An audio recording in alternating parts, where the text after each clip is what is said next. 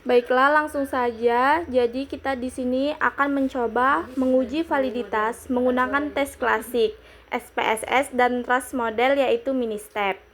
Kita sudah mempunyai data di mana dengan 32 responden, jumlah item 25 soal. Kita sudah menemukan jumlahnya. Yang pertama, kita akan menguji validitas menggunakan SPSS. Kita dapat mengcopy data dari Excel,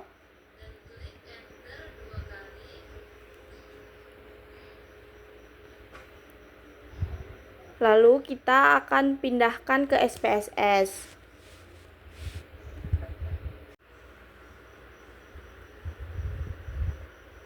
Nah, setelah kita copy, kita dapat memindahkannya ke SPSS. Di sini kita klik, lalu kita paste. Di sini masih di var.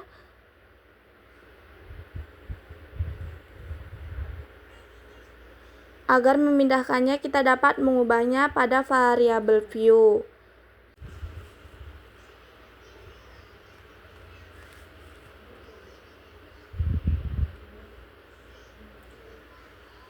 Kemudian diklik di var 01. Kemudian kita Ctrl F, klik replace. Kemudian kita ketik var 000. Di sini kita klik replace with X. Kemudian replace all.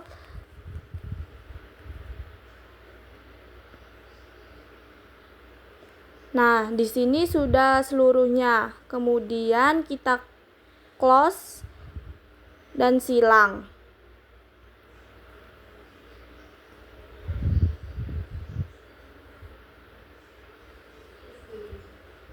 Pada bagian X26 di sini kita ganti menjadi total dan enter. Sekarang kita kembali ke data view untuk menguji validitas menggunakan SPSS. Kita bisa klik analisis, lalu pilih Corel dan before it. Lalu kita blok seluruhnya hingga total. Kemudian pindahkan ke variabel dan klik OK.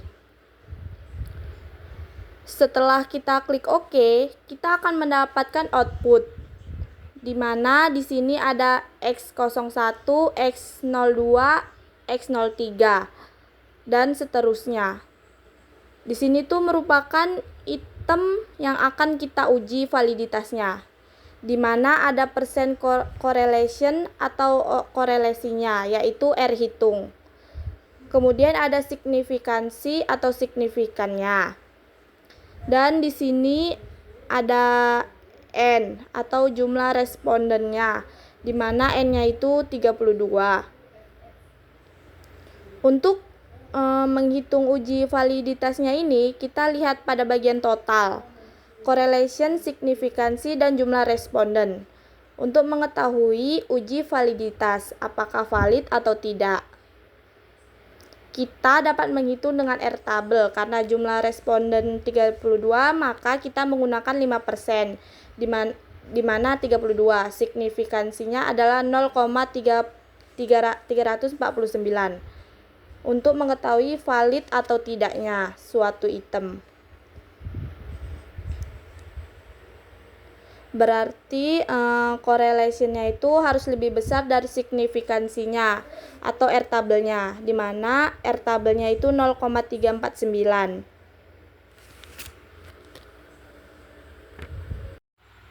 Nah, sedangkan item pertama itu korelasinya yaitu 0,493. Berarti karena lebih besar dari Airtable, maka item pertama dapat kita katakan valid. Begitu juga pada item kedua, dan seterusnya. Nah, pada item kedua ini di mana korelasinya itu 0,631. Sedangkan secara signifikan yaitu 0,349. Berarti Airtable lebih besar dari R hitung atau korelasinya. Sehingga item kedua ini bisa dikatakan valid. Begitu juga pada item seterusnya sampai pada perhitungan ke-25.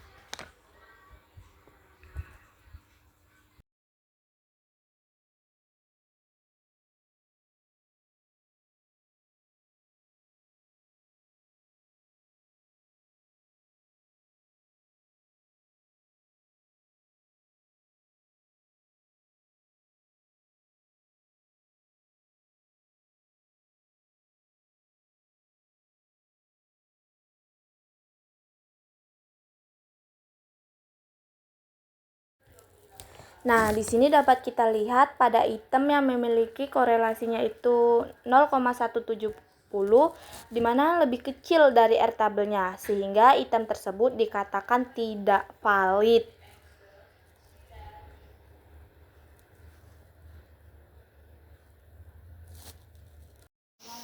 Nah, setelah kita menghitung validitasnya, sekarang kita akan menghitung reliabilitasnya. Di mana tujuan dari kita menghitung reliabilitas ini yaitu adalah untuk mengukur konsistensi dari data kita, apakah valid diukur berulang kali atau tidak. Caranya yaitu yang pertama, kita akan mengklik analisis.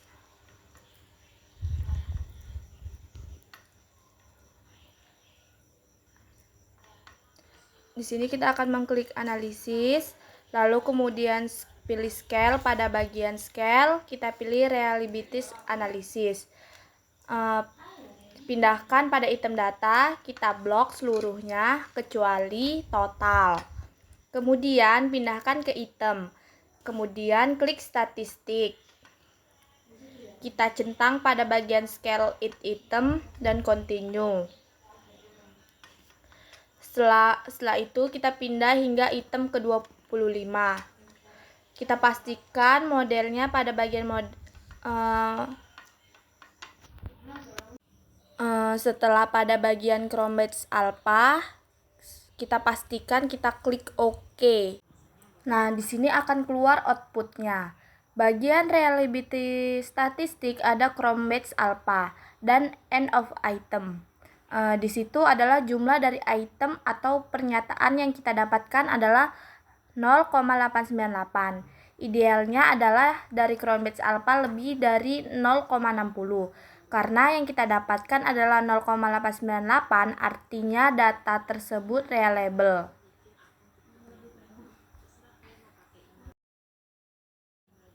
Nah, baiklah, di sini kita akan lanjut mencoba menguji validitas dan reliabilitas menggunakan trace model atau mini step. Pada kolom A dari 1 sampai 9 ini kita isi 0, dan dari 10 sampai 19 kita isi 1. Selanjutnya dari 20 sampai 29 diisi 2, dan terakhir 30 sampai 32 itu diisi 3.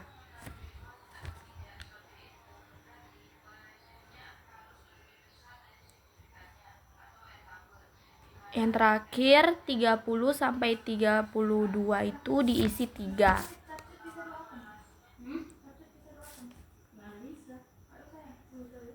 Nah, lanjut pada kolom B ini diisi 1, 2,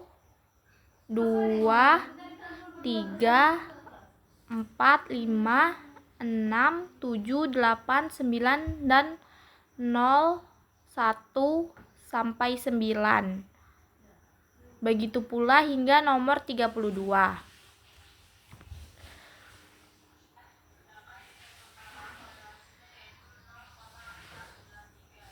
Sampai di nomor 32.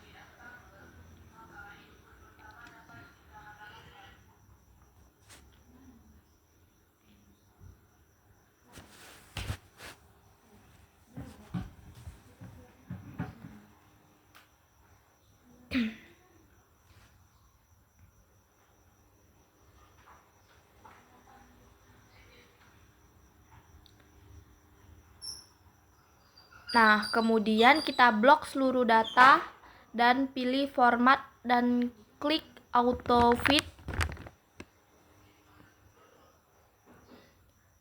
Setelah formatnya diubah, kemudian klik save. Bebas mau buat apa di datanya yaitu, dan save tipe data yang format teks.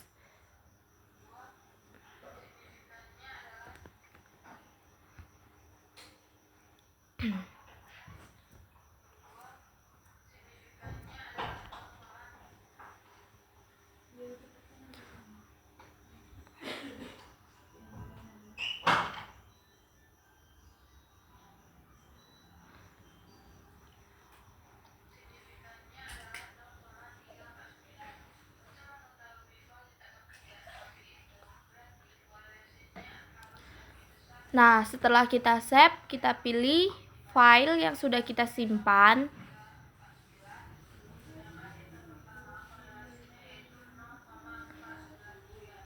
Kemudian kita masukkan ke Winistep dan klik data setup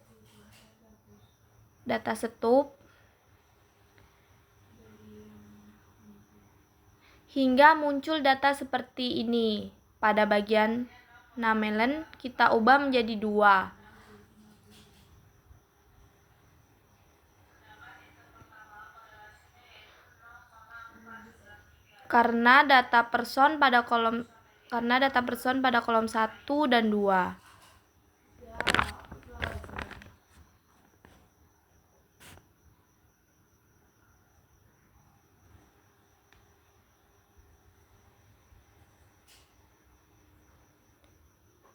Item 1 kita isi 3 karena item pertama dimulai dari kolom 3. Dan number of item kita ganti sesuai item dari data, yaitu 25.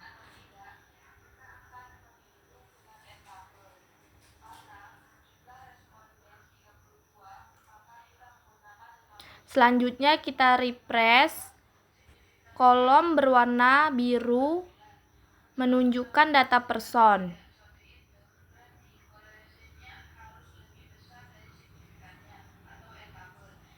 Sedangkan kolom berwarna hijau menunjukkan butir item.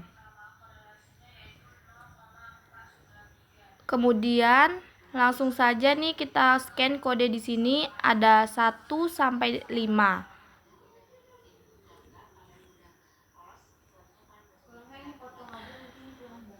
Jadi di sini benar karena pada data ini menggunakan skala 1 sampai 5.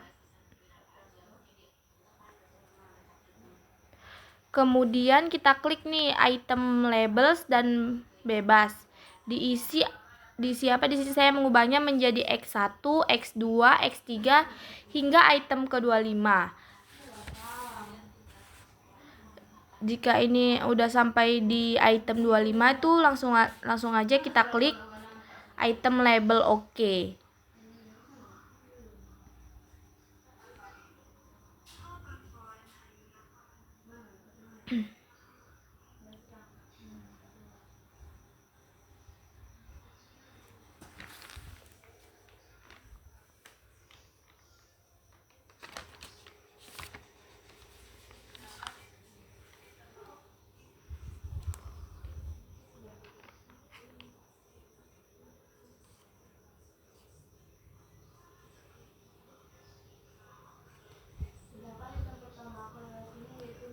Nah,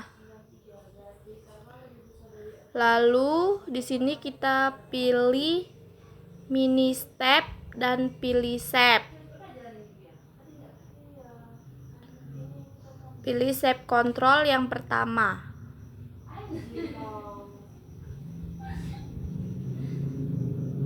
Kita pilih nih mini step. Lalu pilih shape control yang pertama itu ada.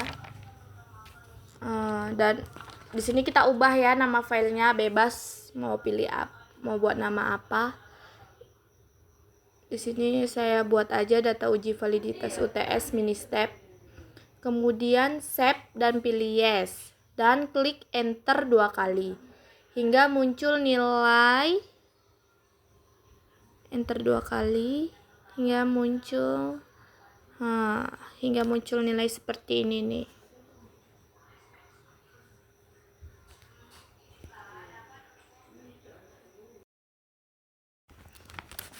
Lalu di sini untuk menguji validitas pada mini step, pertama kita analisis pada bagian output tables, kita pilih 13 item measure hingga muncul output tingkat kesulitan item, dan sudah diurutkan dari yang paling sulit hingga paling rendah atau mudah. Pada bagian measure ini semakin tinggi, ia akan semakin sulit.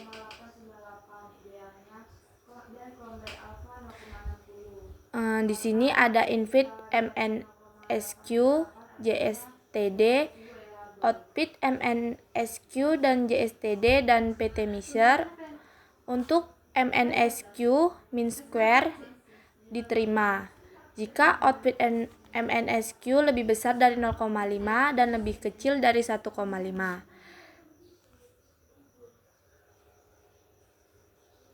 Sedangkan pada nilai output JSTD atau J standar diterima jika JSTD lebih dari min 2,0 dan kurang dari plus 2,0.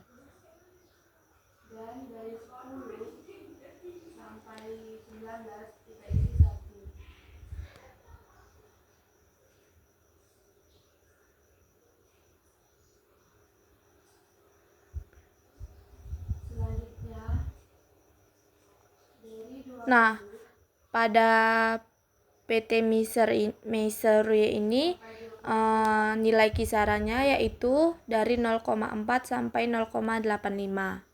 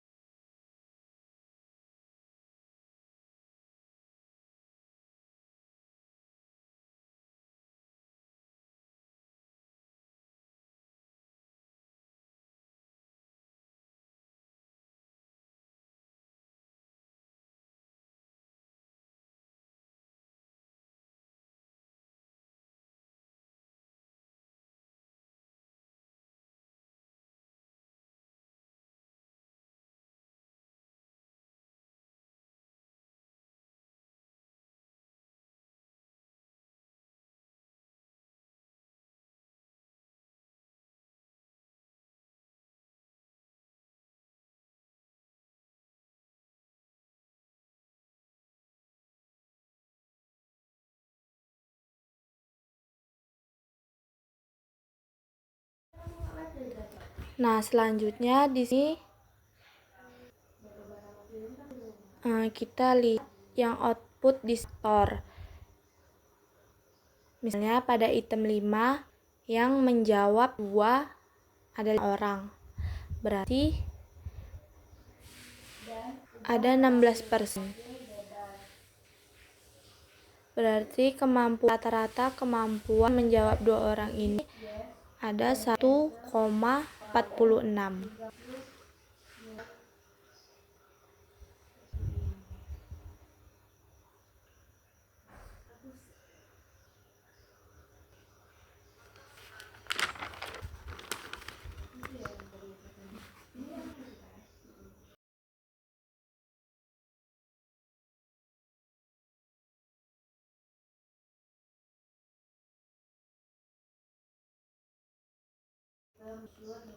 Nah, lalu di sini kita akan mencari nilai reliable, di mana di sini kita pilih output table, lalu pilih 3,1 summary statistik. Di sini sudah muncul hasilnya. Untuk melihat data ini reliable atau tidak. Mana apabila memiliki skala 0,70 sampai 0,10, jika di bawah 0,70 artinya reliable. Itu juga apabila lebih dari 0,10 artinya makin bagus atau reliable.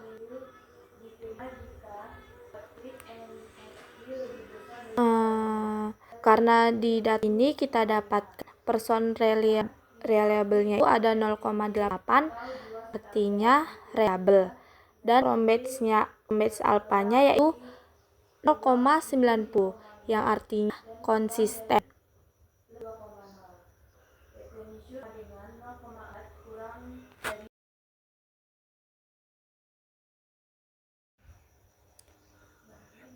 Nah, selanjutnya di sini kita akan menguji daya pembeda, di mana daya pembeda pada model RAS model melalui aplikasi Ministep dapat dilakukan dengan melihat nilai expression itu output summary statistiknya. Dapat dirumuskan seperti ini, di mana nilai expressionnya itu sudah didapatkan.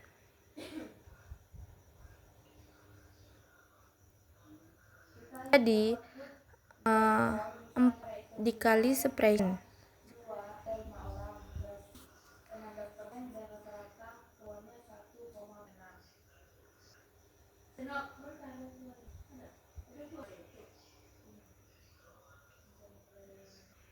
Dimana berarti di sini 4 kali 2,69 ditambah 1/3.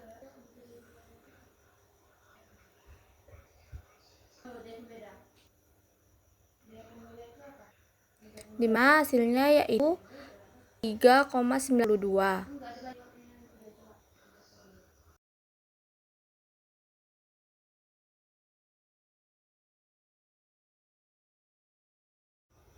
Nah, jadi nilai dari daya pembedanya yaitu 3,92.